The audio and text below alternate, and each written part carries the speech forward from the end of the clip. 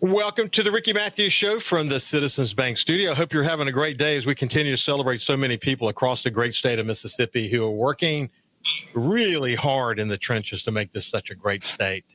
I had the opportunity this week, actually, to sit in for Gerard 3 hours of midday.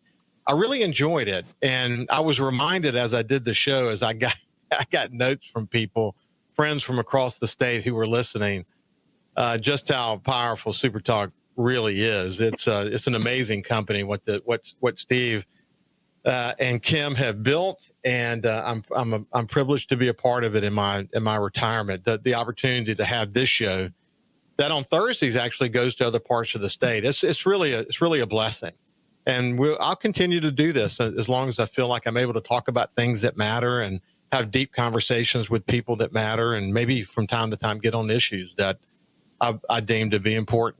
And I appreciate you listening. I really do. And I really appreciate the feedback. Today, we got a great show.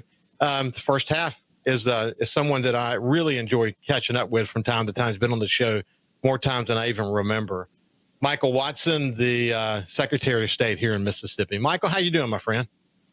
I'm great. And let's don't forget now, Steve's got some coastal roots in Pascagoula. So we always got to remind others of our success down on the coast. But, man, I'm great, really good. Been traveling in Mississippi a whole lot of late and just love this state, as you well know. It's my heart, and really excited about the great things that are happening here. So look forward to visiting about them. Yeah, man, listen, I love it, too. I was in Mississippi Delta last weekend. I'm going to be in it again this weekend. I love being there. You know, it's interesting because what's in I say it a lot on the show, what's in the heart and souls of Mississippians, whether you're in the Delta or the coast, is very similar. You know, they're very resilient people. When the going gets tough, they come together.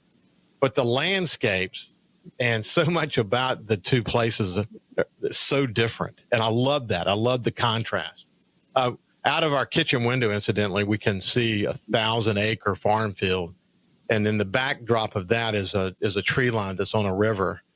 And that's where the sun comes up. And, man, I just feel so blessed to be there. And I've been finishing. I've got a book called Finding Hope, Lessons from Life's Hardest Moments. And it's been finished for a bit, but we're in the editing process now. So it gives me some quiet time to be able to sit and reflect and think about, what I want to be in that final version of the book. So it's just good to be. It's special when you get a chance, and you've done this. You've traveled to every county. When you get a chance to travel, this is such a beautifully diverse state, isn't it?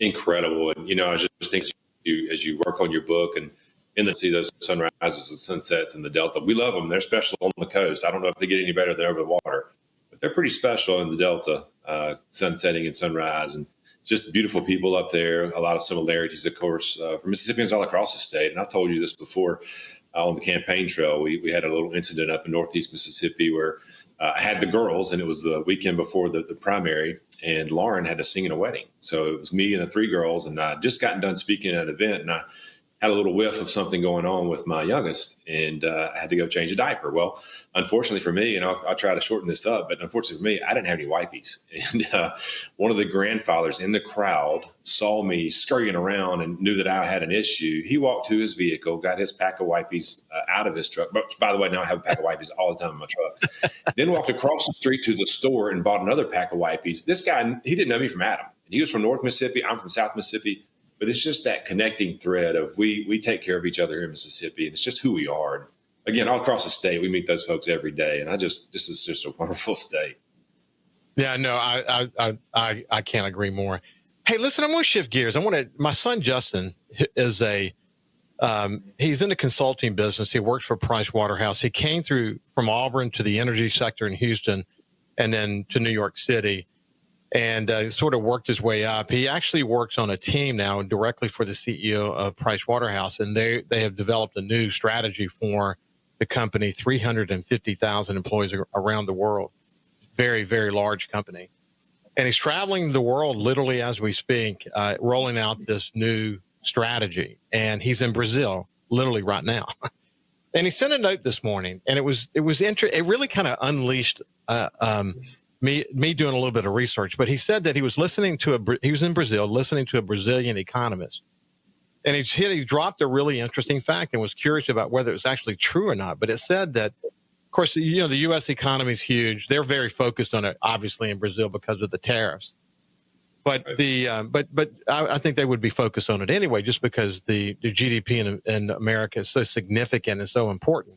But he said that Mississippi has the lowest GDP in America, but still bigger than Italy and UK and Japan, and a bunch of other big countries. And he sent me a note and asked about it. And I did a little research, and that's actually not true. But what is true is that on a per capita basis, Mississippi's GDP per capita is bigger than Italy, the UK, Japan, France, Spain, and other countries.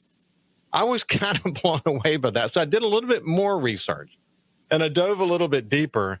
And what I discovered was when you look at GDP, of course, you have to think about federal transfers, so the federal spending that's part of it. So you got the military bases, the farm subsidies that are coming into Mississippi for our farmers, Medicaid and Medicare, of course, and then any disaster relief that comes into this community. And funny, we still have disaster funds coming into this community related to Katrina even.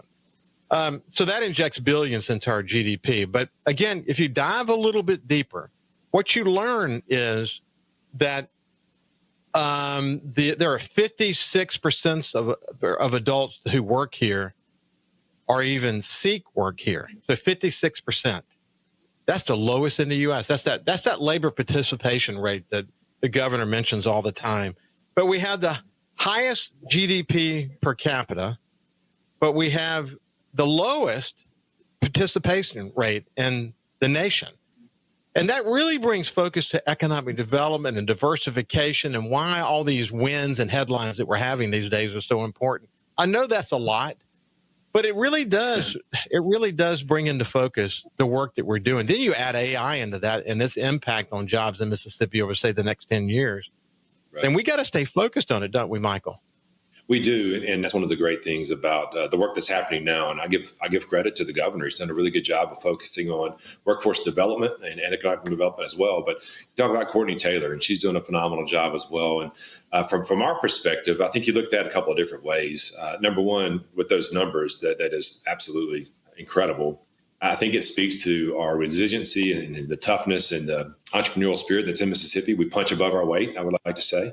But there's so much more out there. And I think some of that component is over time, as we've been beat down with this national narrative, sometimes we just don't really believe in ourselves. And I think that's one of the things that we've really worked hard on my few years here at the Secretary of State's office, of trying to tell a better story about Mississippi, that we do actually do great things. We should be believing in ourselves and getting out there and getting new skills, new training, getting in the workforce, participation and building our state even better. But there's so many things you could take out of that, negative and positive, or I like to look at the positive things more than the negatives. But again, a lot of work to be done, and the workforce development piece is incredibly important. And so we will continue focusing on that for sure. Hey, one of the things I ran across, check this out. A $45,000 salary in Mississippi buys roughly what a $65,000 salary buys in California. So real purchasing power here is really high. And we've always known that the cost of living is one of the benefits of living in Mississippi. But, I think you made a great point, by the way. I think what you're speaking to is that instead of sitting back being proud that we got something, Andres Duaney actually said something. He's the leader of the Mississippi Renewal Forum after Hurricane Katrina, when we did a lot of thinking about the futures of the cities of coastal Mississippi. But he said one of the things he saw in us was that we had too low of an opinion of ourselves. That, for example, and boy, Madison's a great example because he used this as an example. But he said, you're too happy to get a Walmart and you just accept it and do it. Why can't you be like Madison and say, we'd like to have a Walmart, but we want it this way? He was just saying that we're not, we are just too accommodating to get stuff, and that we need to be way more proactive. We need to keep our bar very high. You look at what the Golden Triangle has done in DeSoto County and Madison, that corridor up there, that we're really beginning to see the growth of data centers and whatever. When we are proactive, when we're willing to go out and fight and tear for new economic development, like the governor has done, like the MDA has done, we can win. And I think it's about how we market ourselves and what we think of ourselves, and how much of a fighter are we going to be? Are we going to go make a better case than Northwest Florida can make? Panhandle's on fire right now, or Savannah and places like that. It is about being proactive, though. And first, you got to have a higher expectation of ourselves before you can be proactive. And we're beginning to see that. We just need to see more of it, don't we? I agree. And again, I think part of it is I was just at an event yesterday, Rotary, up in Ripley, Mississippi. And I was telling them about some of the great things that are happening at the Secretary of State's office and how Mississippi is now starting to be seen as, wait a minute, they're doing things right down there. How can I go learn from them? You talk about education. You talk about, we'll talk about elections here in a bit, election integrity, things that we've been doing. We talk about our cutting the regulatory burden. Again, that national narrative that sometimes beats us down, I think that kind of takes away our ability to dream big. And we think, oh, gosh, to your point, man, if we just get a Walmart, no, not just a Walmart. Let's think bigger than that. Let's go really big. But again, I think we've got to believe in ourselves to take that cap off to where we can start having those big dreams, which also pours back into how do we keep our young leaders here believing in Mississippi, growing it even bigger and better. I think we are almost there, and we're going to get there in the next couple of years. But it's going to take some getting away from good old boy, and we can talk about that a little bit. The protective idea, nature that sometimes we see, getting away from who gets credit, and then having those big dreams. And it's about Mississippi. It ain't about me. It's about all of us. And how do we do that together? We're visiting with Michael Watson, Secretary of State. We'll continue the conversation on the other side. Welcome back to the Ricky Matthews Show from the Citizens Bank Studio. We're visiting with Michael Watson, the Secretary of State here in Mississippi. And I thought the way you ended that last segment was a nice lead in. We have to think big. If you look at the Golden Triangle, when they go and build these huge mega sites, they don't know who's going to be in those mega sites. And then, in the case of their most recent mega site, they spent over $50 million on creating the infrastructure for this mega site without any understanding of who's actually going to be there. That's thinking big, man. You got to think big in that way. You think about some of the gigantic moves that are happening in places like DeSoto County right now, and it's really good. The coast of Mississippi is an economic engine. Everyone understands that, at least they should, with Ingalls and Bollinger and shipbuilding, the opportunities to grow there, and Chevron, one of the most strategically, you're from Jackson County, you know this better than most, one of the most strategically important refineries in the entire country. Stennis and this blue chip industries that are part of that, and the opportunity to grow there because our forefathers were so smart in creating that buffer zone there and all that land for future development. The gaming industry and what that's all about. We're an economic engine, but just because you're an economic engine doesn't mean you don't still have to be proactive. It doesn't mean you don't still have to keep your act together.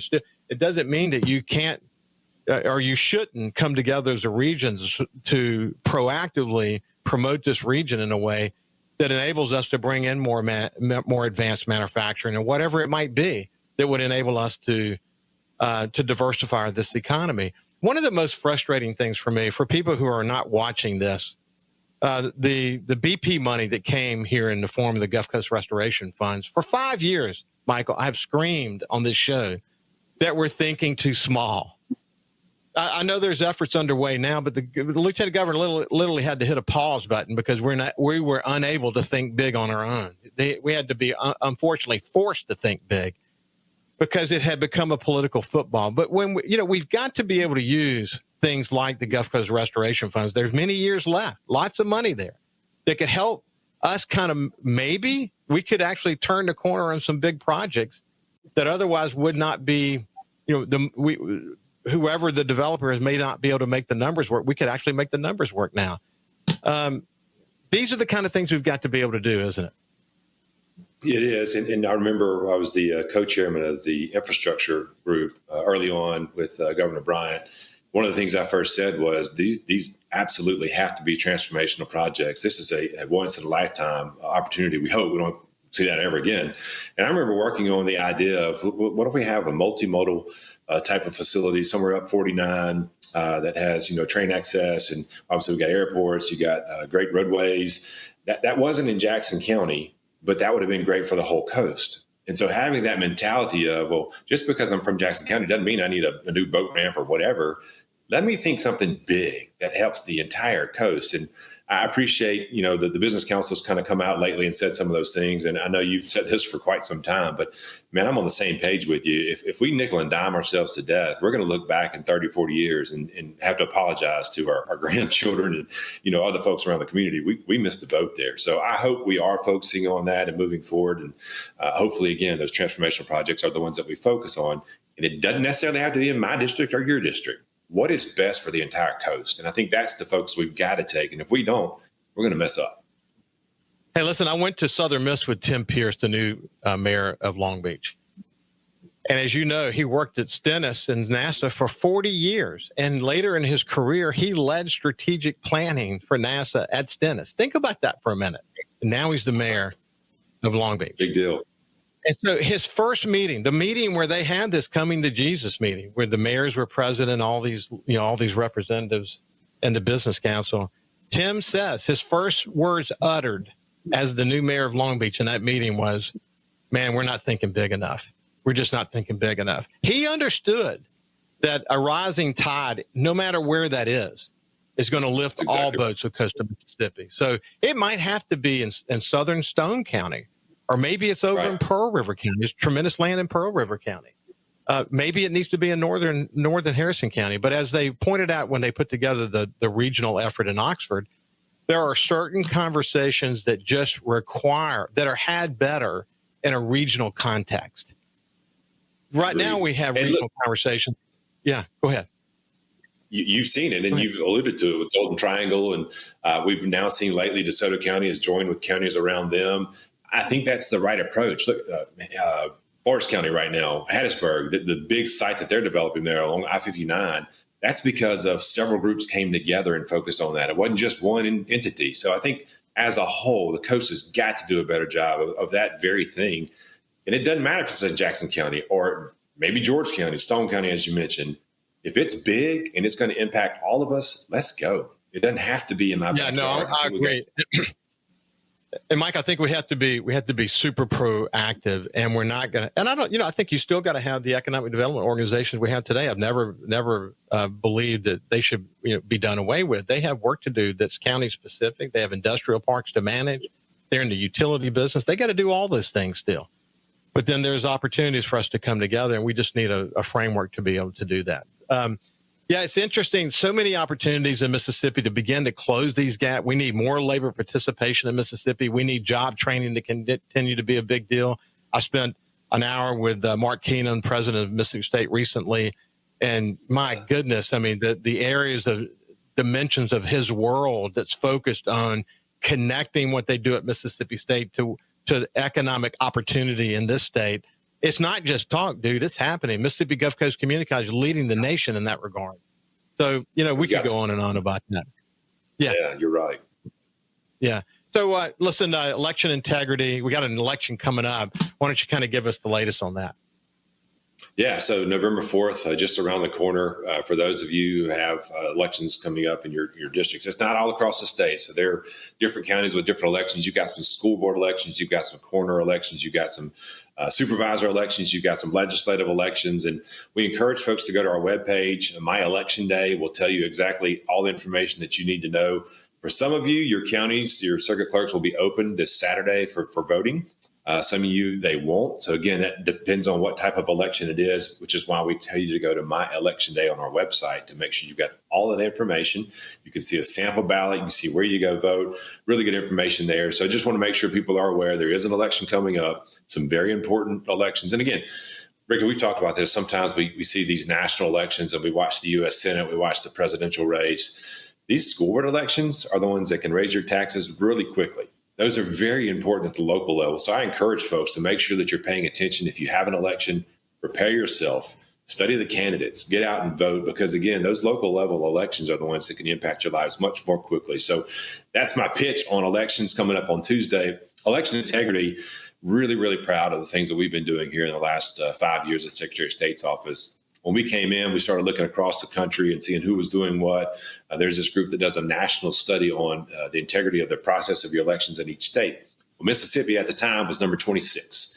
And again, look, that's pretty good when we talk about different rankings. Oh, we're 26, that's great. But to your point earlier and to our point earlier, we got to dream bigger than that. And so over the last 5.5 years, we've actually moved up to number 11 in the country when it comes to election integrity. That's because of things we've been doing in the legislature, but also things we've been doing in our office as well. I can talk through some of those details, but bigger picture. We saw this rise here in Mississippi, and folks around the country started calling and saying, hey, could you come tell us how you're doing this or how you're doing that? Well, the best call of all came in January from the White House. And President Trump's group called and said, hey, look, we've watched the meteoric rise of Mississippi here. We want to get you to come in and lead a group of secretaries to talk to us about election integrity across the country. So I love telling that story, not to brag on me, not to brag on our team, but to brag on Mississippi. Mississippi literally is the tip of the spear right now when it comes to election integrity across this country. When the White House calls and says, hey, Mississippi Secretary of State, we want you to lead this effort. That's because they see the work that's happening here. And that doesn't just happen. That's because of the good people of Mississippi putting good people in office and then holding them accountable. And then you see on the back end, gosh, it does matter. Our elections do matter. Our voices do matter because now we're getting these great policies. And not only are they happening in Mississippi, we're implementing things across the country that started right here in our state. So I'm so proud of that. And I love talking about it again, just bringing that hope back to our state. Gosh, we can do great things. Let's raise that level. Go to the next level in our state. So I can talk all about that, but you can tell I'm really excited about it. Yeah, well, I think it's great. And we've had ongoing conversations on this show about it. We got like a minute left, but I'll just congratulate you on putting that together. What's interesting to me, though, is when you say election integrity, a Democrat reads that as us denying the outcome of an election, which is really kind of unfortunate. When there's plenty of evidence that suggests we can always do better, we've really got to kind of pick it up and do the best we can. And it's great to see you guys at the tip of the spear. It's been great to spend some time with you. I wish we'd have kind of scheduled a whole show together because there's a lot of catching up to do. We'll pick it up soon. We're actually sooner than later and just continue the conversation, Michael. Yeah, we win. I appreciate you. I appreciate you, my friend. Hey, when we come back, we're going to continue the conversation. And next week, I'll boil down a little bit more on that conversation that resulted from that text from my son, Justin, from Brazil, because I think there's a lot there, man. I mean, it really shows how strong we are on one hand. On the other hand, it shows where some of our challenges are and how we might be able to overcome those. And it really brings in the clear focus why labor participation in Mississippi, it really has to dramatically improve. It really does. And I think it will before it's over with. We'll see you after this break.